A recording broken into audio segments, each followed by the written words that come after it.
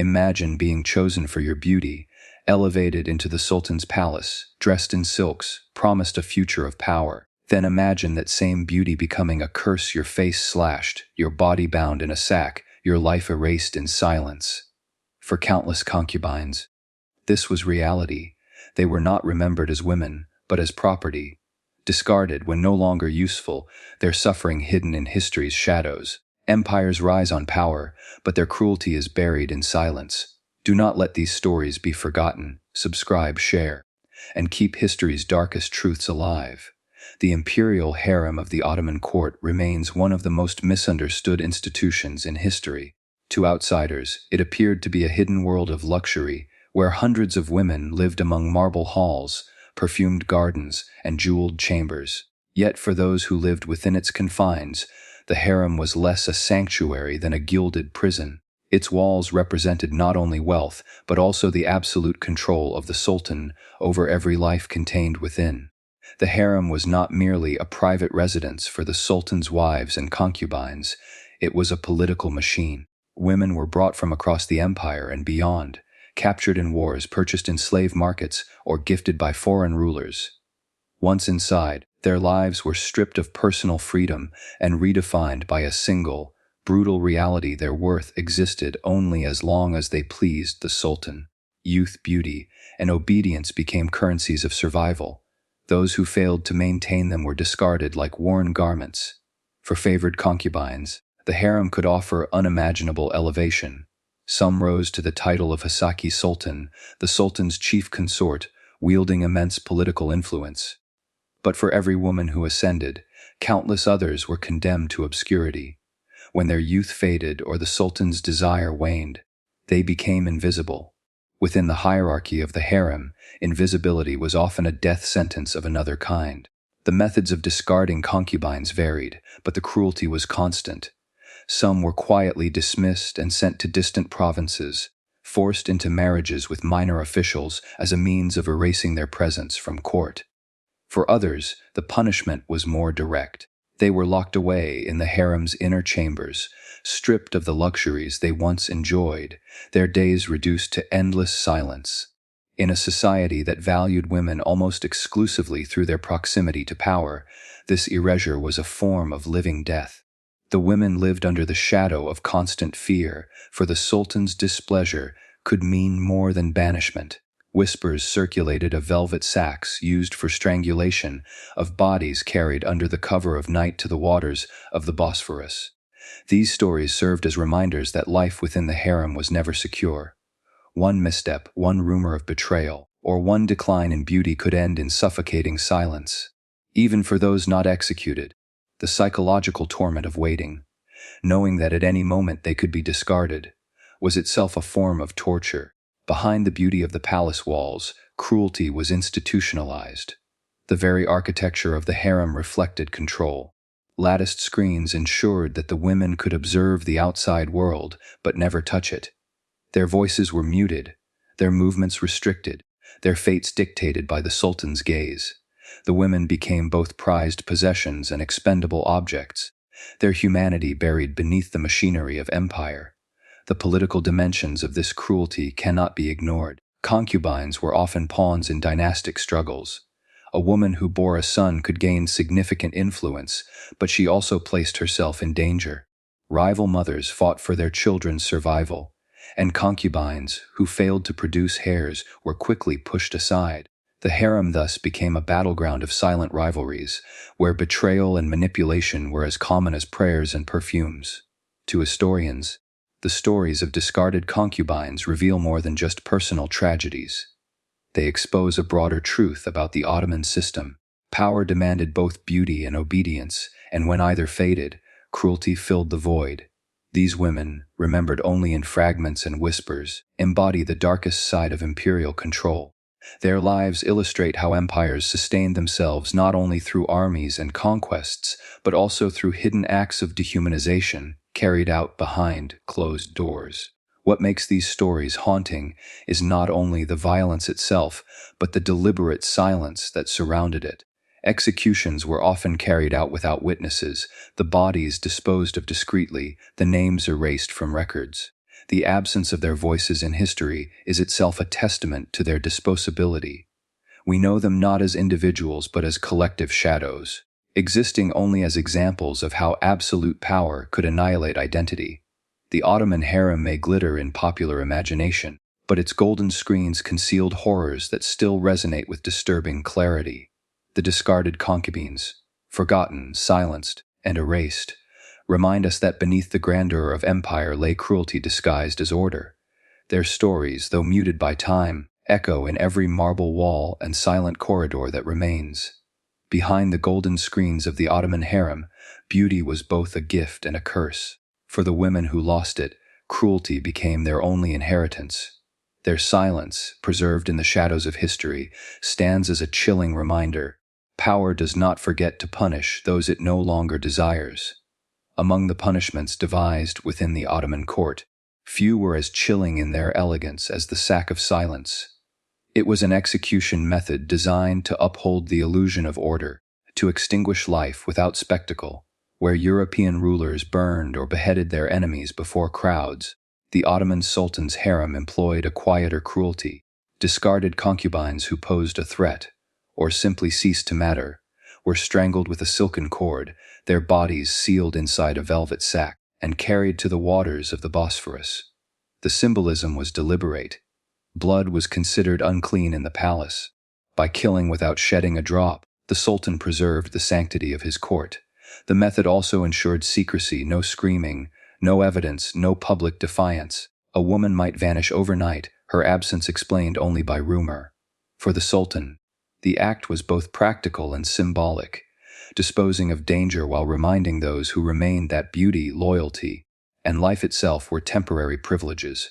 Concubines were often accused of intrigues, whether real or imagined. Some were said to have poisoned rivals, others to have betrayed the Sultan's trust, and many simply aged beyond the Sultan's interest. In an environment where whispers could condemn, guilt was irrelevant. What mattered was perception, and the mere suggestion of betrayal could trigger a death sentence. Once ordered, the execution unfolded with mechanical precision. Palace officials, known as mute executioners, carried out the task, trained never to speak of their work. They bound the woman, placed her into the velvet sack, and silenced her struggles beneath the tightening cord. The Bosphorus became their unmarked grave. Night after night, the executioners slipped quietly through the palace corridors, sacks in hand, and delivered their human cargo to the waters. The current carried the bodies away, ensuring that the palace remained unstained by death. Occasionally, however, the sea betrayed the silence. Fishermen or villagers along the shore discovered the remains of women whose beauty had once graced the Sultan's chambers.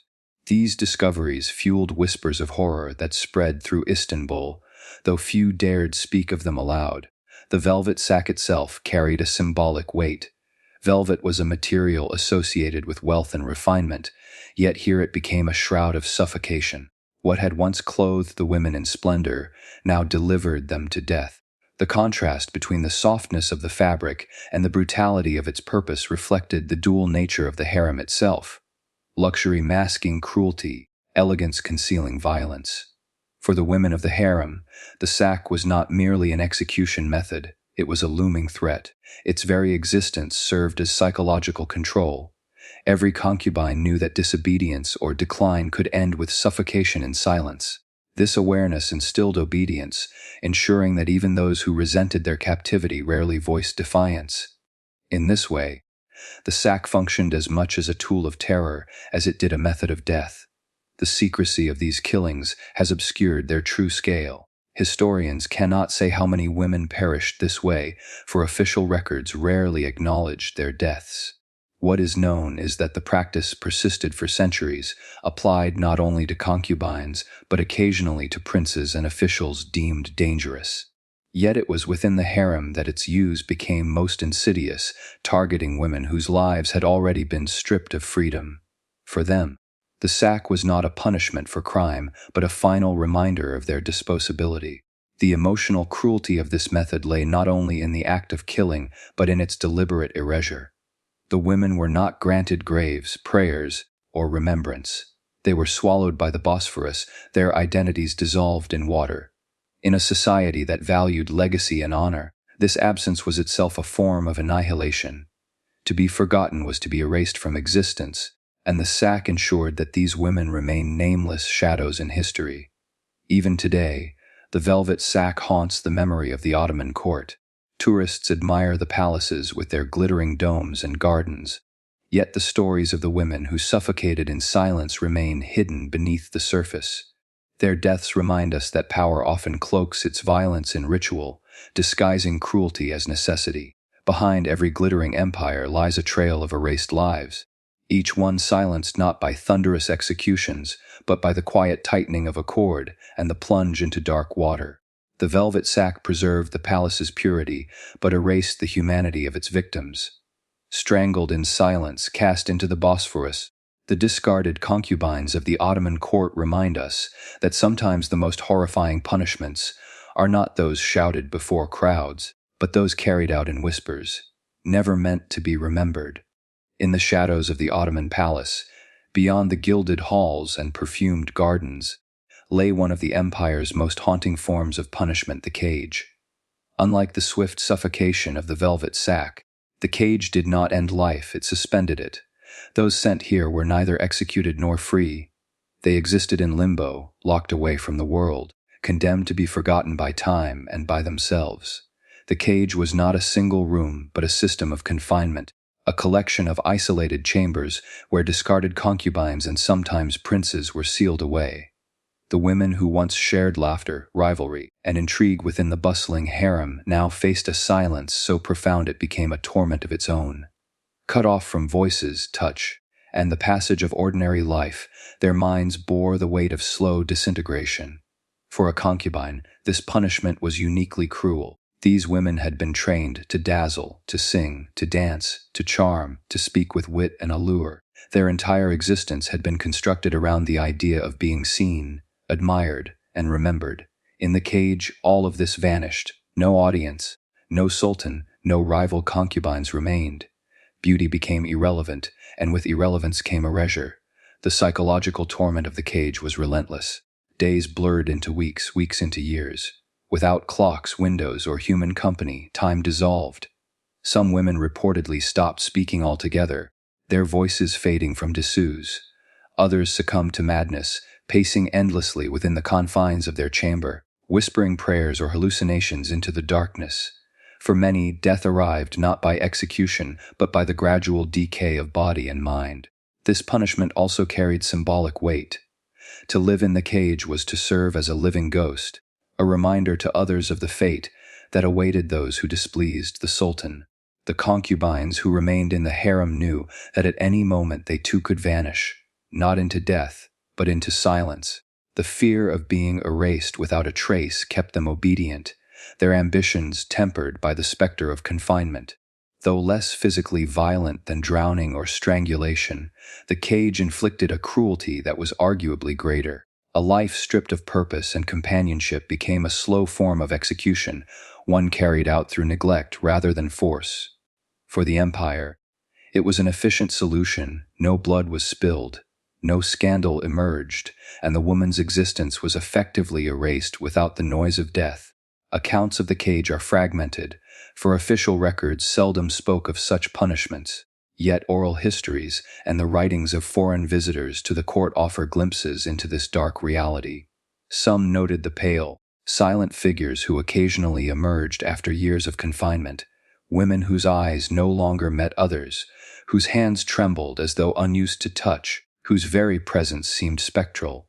These survivors embodied the cruelty of a punishment designed not to kill, but to unmake a person piece by piece. The practice extended beyond concubines. Ottoman princes considered rivals to the throne were also confined in cafes' apartments, sometimes for decades. But for women, the punishment carried an additional weight. They had no chance of political redemption, no possibility of eventual ascension. Once placed in the cage, their lives were permanently severed from the world. They were neither alive in the eyes of society nor permitted to die.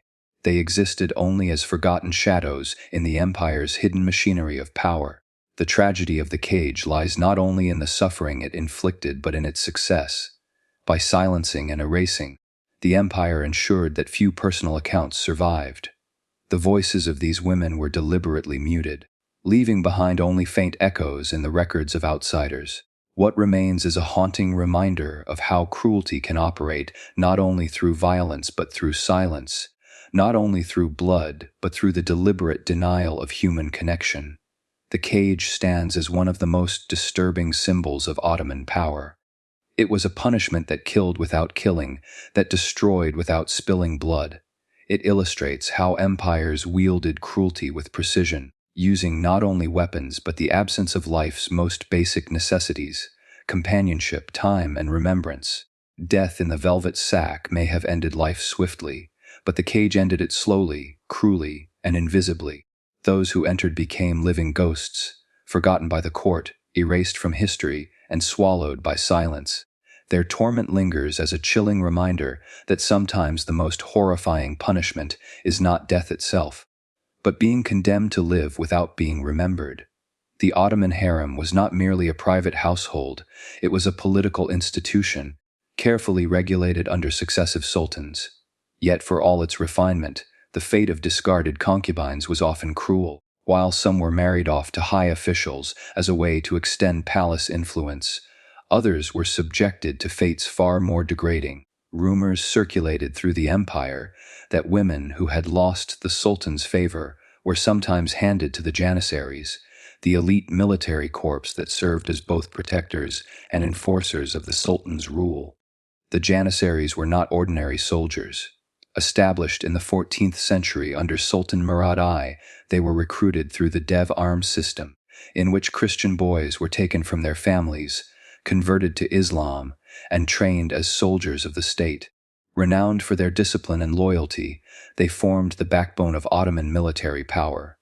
But as centuries passed, their reputation grew darker. By the 16th and 17th centuries, under sultans such as Suleiman the Magnificent and his successors, the janissaries became not only soldiers but also political actors, feared in Istanbul as much as on the battlefield. It was in this climate that whispers of concubines being reduced to wards for janissaries emerged. While official records are silent on such acts, deliberately erased from archives, European envoys, chroniclers, and later historians repeated accounts of women who once shared the sultan's bed being stripped of their titles and delivered to the barracks. Whether given as wives, forced companions, or objects of temporary gratification, the act itself served a clear purpose: to humiliate. For the sultan, the gesture was symbolic. A concubine who had failed to produce an heir or lost her beauty no longer held value in the palace hierarchy. By handing her to soldiers, the sultan transformed her from a figure of influence into an object of scorn. What had once been coveted as imperial treasure became disposable flesh. This degradation was not simply personal. It reinforced the absolute authority of the sultan, showing that even the most intimate figures of his household could be reduced to nothing with a single command. The women subjected to this fate endured a living death. To go from the silken chambers of Topkapi Palace to the noise and brutality of military barracks was more than displacement. It was annihilation of identity. They had been trained in refinement, educated in music, poetry, and etiquette, raised to embody elegance. Now they were stripped of those roles and reduced to survival. For the janissaries, receiving such women blurred the boundary between privilege and punishment. The gesture reminded them that their power came not from themselves, but from the sultan's will, just as the concubines' degradation underscored the fragility of favor. This practice reflected a larger reality of the Ottoman system, the disposability of human lives in service to power. Women in the harem were not individuals with rights or legacies. They were property of the sultan, their fates determined solely by his needs. Soldiers, too, were molded into instruments of authority, their identities reshaped by the empire's demands. When the two collided, when discarded women were given to janissaries, it created a tableau of power at its most dehumanizing. The emotional cruelty cannot be overstated. For the women, this was not simply physical humiliation, but a complete erasure of the lives they once knew. Their beauty, which had once been their only weapon, became meaningless. Their connection to the sultan, once a shield, became a curse. They lived out their days not as remembered figures of influence, but as nameless bodies passed from hand to hand, buried in silence. As the centuries passed, the decline of the Ottoman court only intensified the decay of discipline. By the 17th century, the Janissaries themselves became notorious for corruption and rebellion. They toppled sultans, dictated politics, and grew increasingly unruly. In this climate, the disposal of concubines through such humiliating means became a reflection of the larger decay, a system once cloaked in ritual discipline, now corroded by cruelty and excess. Modern historians debate the extent of these practices, but what is undeniable is the broader truth they represent, that discarded women of the Ottoman harem were often denied dignity in life or in death.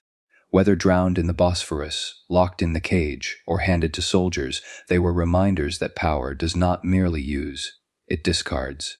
The Janissaries' involvement illustrates how even the most disciplined institutions can be turned into instruments of humiliation when absolute power demands it. For the Janissaries, the gift of discarded concubines was not an honor, but a reminder of the Sultan's supremacy.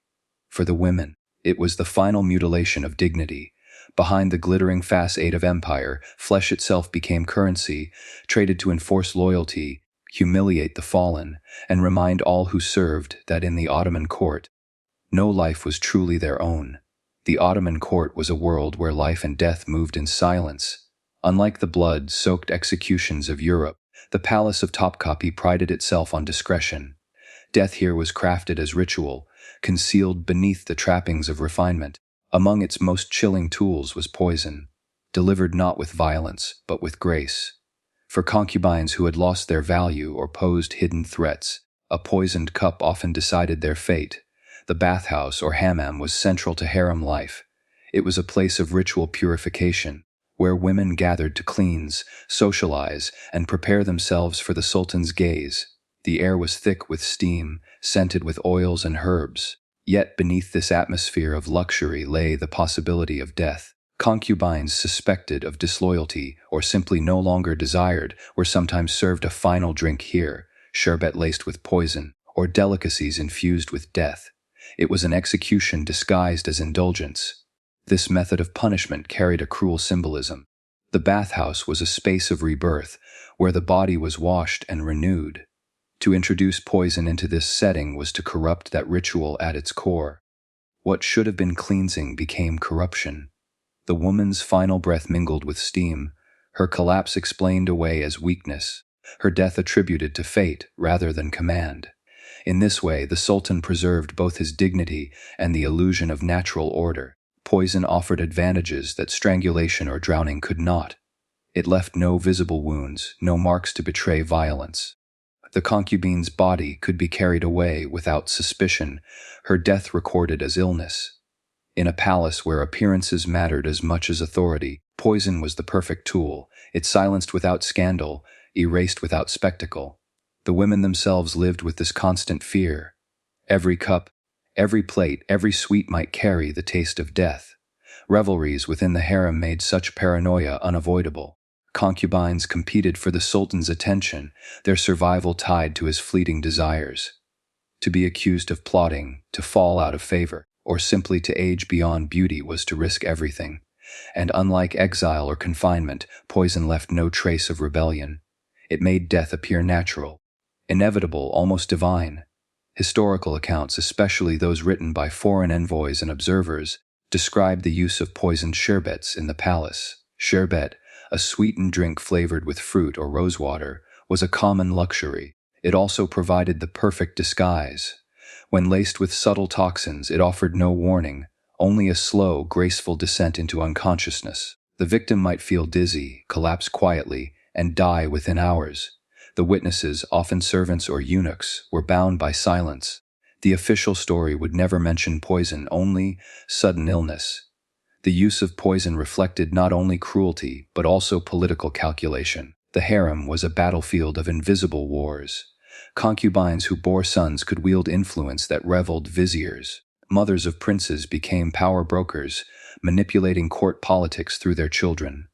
To control this dangerous web of rivalries, sultans relied on methods that eliminated threats without drawing blood. Poison in the bathhouse became not just a punishment but a political strategy, removing rivals without igniting scandal.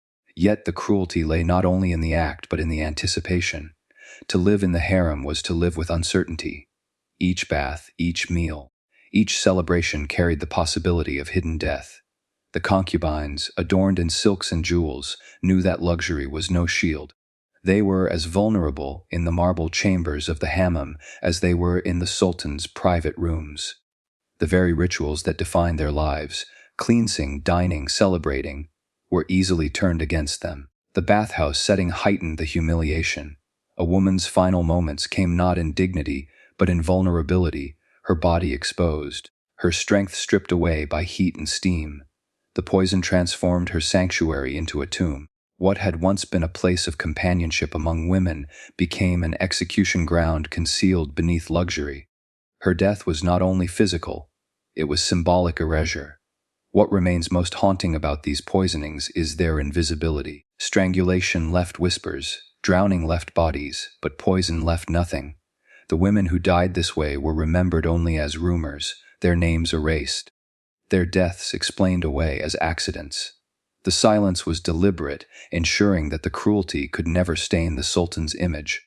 Yet behind that silence was a truth more disturbing than any spectacle. Power had claimed another victim without raising its voice. In the steam-filled chambers of the hammam, death came softly, disguised as sweetness. A poisoned cup erased a life as easily as it quenched thirst. For the discarded concubines of the Ottoman harem, even ritual cleansing offered no refuge.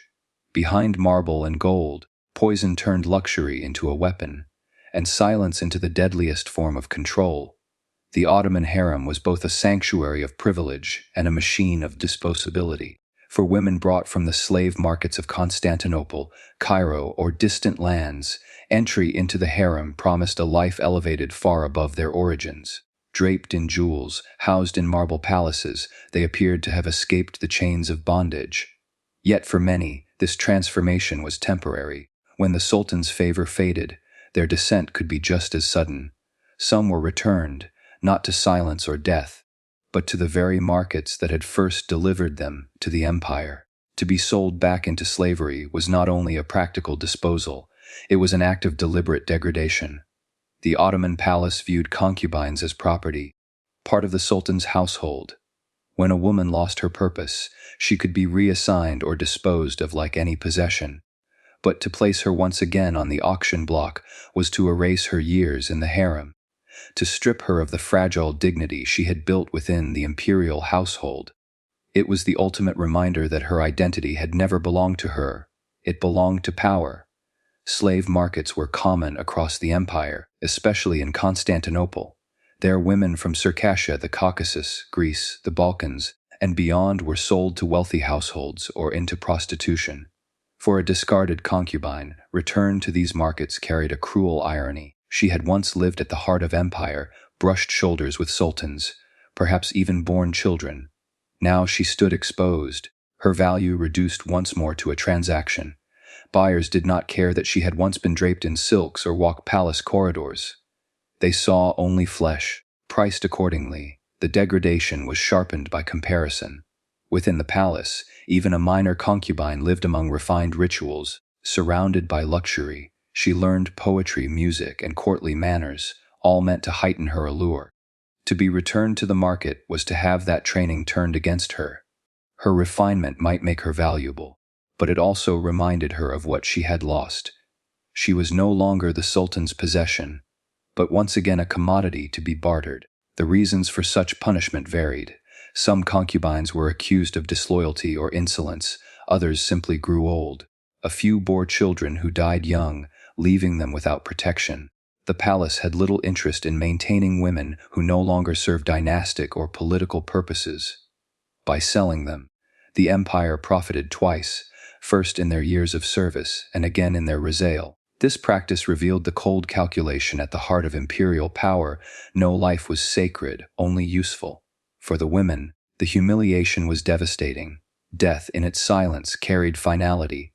Confinement in the cage carried despair. But slavery carried memory. To stand again on the auction block meant carrying the unbearable knowledge of what had been lost. They remembered marble halls and velvet cushions, but now they faced iron chains and foreign buyers. Their fall from luxury to bondage was more than physical. It was the collapse of identity. Some were sold into provincial households, forced to serve minor officials or wealthy merchants. Others disappeared into brothels, their refinement reduced to entertainment for strangers. A few, by fortune or calculation, managed to secure marriages that gave them some stability, but these were exceptions. For most, return to slavery was the unmaking of everything they had been. Foreign travelers in the empire recorded stories of such women, describing with fascination, and sometimes horror, the spectacle of former palace concubines standing among common slaves.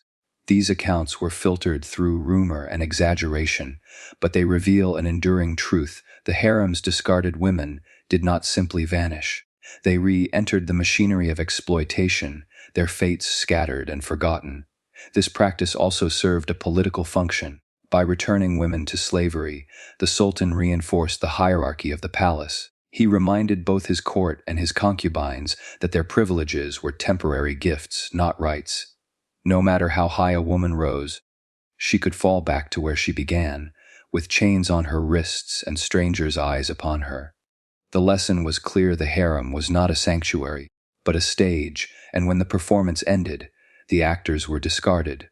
What lingers most disturbingly about this fate is its visibility. Unlike poisonings or drownings, which concealed cruelty beneath silence, the slave market was public. Stripped of her silks, a former concubine could be seen by merchants, peasants, and travelers alike. Her humiliation was not hidden, it was displayed. She became a living warning, her body the message. Even those who once shared the Sultan's bed could be reduced to nothing. To be sold back into slavery was more than punishment, it was erasure. The concubine who once walked among marble halls now stood nameless in the marketplace, her past ignored, her dignity destroyed.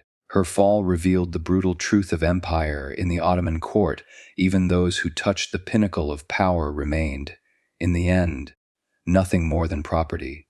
The Bosphorus has long been a symbol of Istanbul's grandeur, a strait that links east and west, lined with palaces and mosques. Yet beneath its shimmering surface lies a history of unspoken tragedy. For centuries, it served not only as a trade route but as a burial ground. Women from the Sultan's harem, condemned by decree, were cast into its waters, their lives extinguished in silence.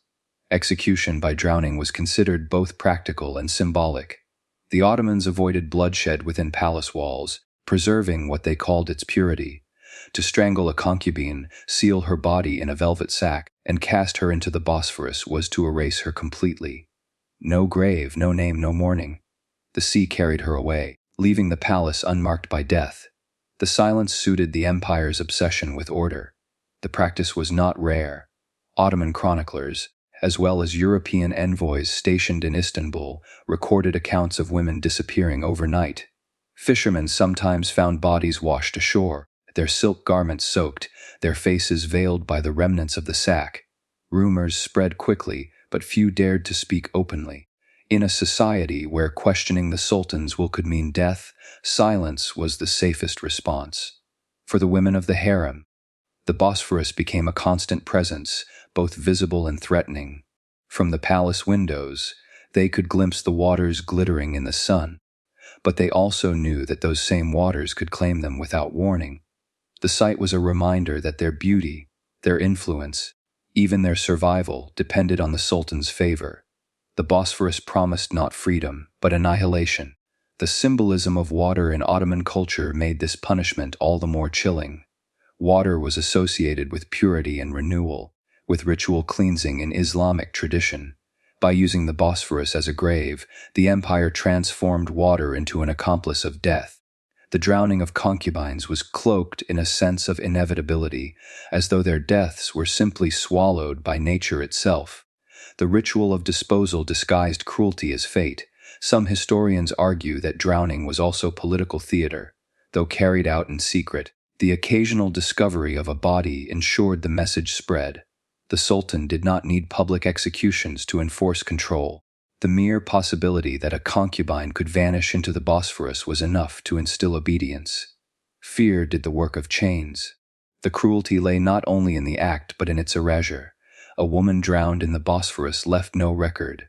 Her name was struck from palace registers, her existence remembered only as rumor. Families who might once have known her often never learned her fate. For the empire, this invisibility was the point to destroy not just the body, but the memory, to make her absence indistinguishable from never having existed at all.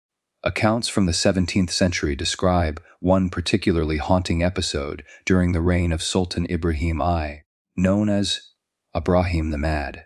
He reportedly ordered the drowning of more than 200 concubines in a single night, accusing them of disloyalty. While historians debate the scale of this massacre, the story reflects a larger truth. The Bosphorus was more than a place of punishment. It was a tool of fear, wielded to maintain absolute control over the palace. The women who perished this way remind us of the fragility of life within the harem. They were trained to embody grace and beauty, raised to please the sultan and perhaps bear his hairs. Yet when their usefulness ended, they were reduced to silence, their bodies cast into the current. The transition from silk-clad courtesan to lifeless form in a waterlogged sack reveals the empire's most disturbing contradiction. Beneath its grandeur, life was disposable. Today, tourists crossing the Bosphorus by ferry see only its beauty. They admire its palaces, its bridges, its glittering waters. Few realize that these same waters once carried the dead, that the sea itself holds the memory of cruelty committed in silence. The Bosphorus, timeless and indifferent, swallowed both power and despair, carrying with it the forgotten women of the harem. The Bosphorus was more than a strait between continents. It was a graveyard of forgotten lives. Each body cast into its depths was a reminder that in the Ottoman court, women who lost favor were not simply discarded, but erased. The waves carried their silence away, but the water itself still remembers. The harem of the Ottoman palace functioned on a cruel paradox dime. Women were elevated by their beauty, yet destroyed by it when it ceased to serve imperial power. A concubine's allure was her currency. It secured her entry into the court, her place near the sultan, and sometimes her rise as a favored consort or even the mother of princes. But beauty was also dangerous. It inspired jealousy, rivalry, and suspicion. And when a woman's presence became inconvenient, the empire could reduce her to nothing, not through exile, not through death, but through disfigurement. Mutilation was a form of punishment designed to ensure finality without execution. To scar a concubine's face, to slash her features, or to blind her with heated irons meant she could never again wield influence. In an empire where beauty was currency, disfigurement was economic annihilation. The woman lived, but her identity was destroyed. She became a ghost in the palace, a reminder of the risks of ambition. Ottoman chroniclers mention instances where women accused of betrayal, conspiracy, or seduction beyond the sultan's command were punished not with poison or drowning, but with deliberate defacement. A scar across the face was enough to end her place in the harem. For those suspected of seducing other officials or members of the court, the threat was even greater. Disfigurement marked them as untouchable, ruined not just physically but socially. This practice was not unique to the Ottomans. Byzantine rulers before them had blinded or maimed political rivals to remove them from succession. The Ottomans applied the same principle within the harem. To mutilate was to neutralize. A woman might live out her years in silence, her presence tolerated but her beauty erased. She was a living lesson, her scar a warning etched into flesh. The instruments of such punishments were simple yet devastating. Heated irons seared skin, knives carved across cheeks. Acid was rumored to have been used in certain cases. The methods were crude but effective. They turned beauty into horror. No silks or jewels could disguise a ruined face. Within a palace that thrived on appearance, this was the most complete form of exile, exile within one's own skin. The cruelty lay not only in the act itself but in what followed. Many disfigured concubines were not killed, but forced to remain in the palace, stripped of status yet surrounded by reminders of what they once were. They saw younger, unblemished women rise to favor, while they carried scars that ensured their invisibility. For them, survival was not mercy, it was prolonged humiliation. The political motives behind such punishments were clear. In times of instability, particularly during the reigns of paranoid or insecure sultans, the harem was viewed as a potential source of intrigue. Rival factions often formed around favored women. To eliminate one faction, a concubine could be disfigured, robbing her of influence without the spectacle of execution. The sultan avoided bloodshed, but the message was unmistakable. Beauty existed only at his command. This cruelty extended to motherhood as well. A woman who bore the sultan's child could, in theory, secure her place in the hierarchy. But if her child died young, or if she fell out of favor, disfigurement could follow. In those cases, the punishment was even more devastating. She lost not only her beauty, but also the hope of using motherhood as protection. She became doubly erased. Her offspring gone, her face destroyed. The ritual of disfigurement also carried a symbolic weight. In a society where beauty was linked to divine blessing, mutilating a concubine suggested she had been stripped of that favor. Her scar was interpreted as both punishment and sign, marking her as a vessel once used and now discarded. The empire not only destroyed her physically but redefined her spiritually, branding her as unworthy of desire or remembrance. To modern eyes, this practice appears monstrous, yet for the Ottomans it was a calculated strategy. The palace needed silence, not scandal. Drowning left bodies hidden in water, but disfigurement left a scarred witness, an ever-present warning to others who might dream of rising too high. Fear maintained order, and scars did what chains could not. They lingered, visible, irreversible. Today, few names of these women survive. They were not honored, not remembered. Their mutilation erased them from history as effectively as it erased their faces. The palace walls, once adorned with their beauty, bore no record of their suffering. Only scattered accounts remain, whispers of cruelty recorded by shocked travelers or court chroniclers who dared to write what they saw. To be disfigured was to live in death. The concubine who once embodied beauty became a walking scar, silenced without execution. In the Ottoman court, even flesh could be rewritten, and beauty, once a woman's only weapon, could be turned into her most devastating curse. Among the most disturbing traditions of the Ottoman court was the practice known as the kafes, the cage. It was not a metaphor but a reality, a tower or secluded set of chambers within the palace where royal princes were confined for life. The empire's rulers believed that the greatest threat to stability came not from enemies abroad, but from their own bloodline. Brothers had murdered brothers for the throne, and succession wars had drained the empire. The solution was simple, cruel, and absolute. Lock the heirs away until one was needed, and let the others rot in silence. The practice began in earnest during the 17th century. After centuries of fratricide, sultans had long ordered the strangulation of their brothers upon accession, believing that no throne was safe while rivals lived. But as the empire evolved, mass executions of princes gave way to imprisonment. The cage was presented as a more merciful alternative. Yet mercy was not its truth.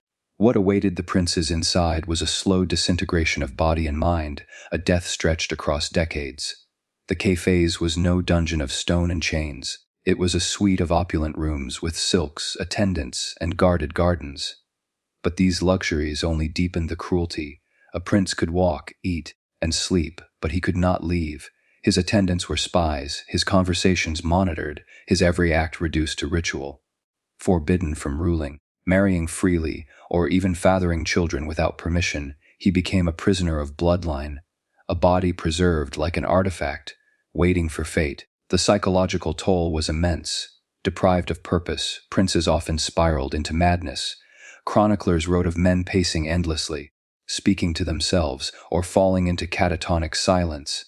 Some grew paranoid, convinced that poison lingered in their food. Others gave themselves to indulgence, overeating or drowning in alcohol to numb despair. These were not the heirs of an empire, but shadows of men, bred in captivity. Perhaps the most haunting aspect was the uncertainty. A prince in the cage never knew whether he would emerge as sultan or die unseen. Some remained confined for decades, only to be strangled when another heir was chosen. Others, long forgotten, were suddenly elevated to the throne in middle age, unprepared and broken by years of isolation. The empire itself bore the consequences. Sultans who emerged from the cage often ruled erratically, scarred by a lifetime without freedom. One of the most infamous examples was Mustafa I, who spent years in confinement before being elevated to the throne. Known as Mustafa the Mad, he exhibited erratic behavior, unable to govern coherently. His reign was short-lived, a testament to the damage inflicted by the cage. What was meant to preserve stability instead produced rulers consumed by paranoia, indecision, and cruelty. The cage also revealed the empire's obsession with control over its own blood. Concubines who bore princes lived with equal terror, for their children's fates were often sealed the moment they were born. To give birth to a son was both an honor and a curse. Many mothers lived to see their children confined, their futures strangled not by rope but by walls. The ritual of the cage illustrates the empire's paradox.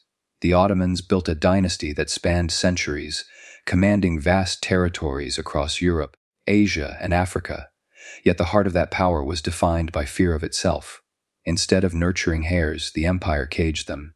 Instead of training rulers, it unmade them. Survival was not a triumph of wisdom or skill, but of endurance in captivity. The cruelty of the cage was not spectacular. It lacked the blood of strangulation or the spectacle of drowning. Yet in its silence, it was perhaps more horrifying. It destroyed not with knives, but with time. Each passing year eroded the minds of princes who might have led armies or governed provinces. Instead, they sat in stillness, their lives consumed by waiting, their hopes crushed by uncertainty. Today, the remnants of the cafes remain in Istanbul's Topkapi Palace. Tourists walk through its ornate rooms, admiring the architecture. Few realize that these chambers were once prisons, where princes paced in despair, their lives suspended between power and oblivion. The gilded walls still echo with silence, the silence of men born to rule, condemned instead to vanish. The tower of the caged prince preserved the dynasty while destroying its heirs. Within its walls, blood became a curse, and birthright became a prison. The empire secured its throne, but at a cost measured not in battles lost, but in lives wasted, princes broken by silence. The Ottomans understood that power was not maintained by the sword alone, but by spectacle. Every act of authority, even in death, carried ceremony. Among the many punishments inflicted upon the women of the harem, one of the most chilling was the ritual of the final meal. Before a concubine was drowned, strangled, or otherwise erased, she was sometimes offered a feast, a performance that cloaked cruelty in the appearance of generosity. This practice, whispered of by chroniclers and foreign envoys, drew upon a broader tradition in Ottoman execution rituals. Even condemned men of high rank were occasionally granted a final indulgence, not out of compassion but as a calculated gesture of control. To feed someone richly before killing them underscored the Sultan's absolute power. He could grant pleasure and take life in the same breath. For concubines, this meal was often their last contact with the splendor of the palace, a cruel farewell masked as luxury. The feast itself could be excessive. Tables filled with roasted meats, fruits from distant provinces, sherbets sweetened with honey, and spiced delicacies were placed before the condemned. Attendants served them with formal courtesy, as though they were still honored guests. But every dish was laced with silence, for the women knew the truth. No amount of jeweled cups or golden plates could disguise that this was a farewell staged by their executioners. The symbolism of food was profound. In Ottoman culture, to share a meal was to seal loyalty and trust. To deny food was an insult. To offer abundance before death inverted this meaning entirely. It mocked loyalty, turning the table into a stage of betrayal. A woman might taste pomegranates, rich with color, only to realize she would not live to see another dawn. Each bite became a cruel reminder that pleasure was fleeting, orchestrated only to deepen despair. The ritual also served a practical purpose. A well-fed prisoner was calmer, less resistant, easier to lead to execution. By filling their stomachs, the empire dulled the last spark of rebellion. The attendants did not announce the sentence until the feast was complete. The deception was part of the punishment. Women were made to enjoy what they could, knowing nothing, until the guards arrived with cords or sacks. There are accounts of this practice being used particularly during unstable reigns, when rumors of betrayal spread quickly through the palace. Sultans sought to eliminate concubines accused of conspiracy or seduction beyond their will. By offering a final feast, the execution became ritualized, a quiet spectacle hidden from public view, but deeply etched into the psychology of the harem. Every woman who heard of such rituals understood death might come not with chains, but with golden plates.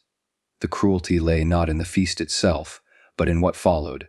Once the table was cleared, the women were taken swiftly to their fate. Some were strangled with silken cords, others sealed in sacks and cast into the Bosphorus.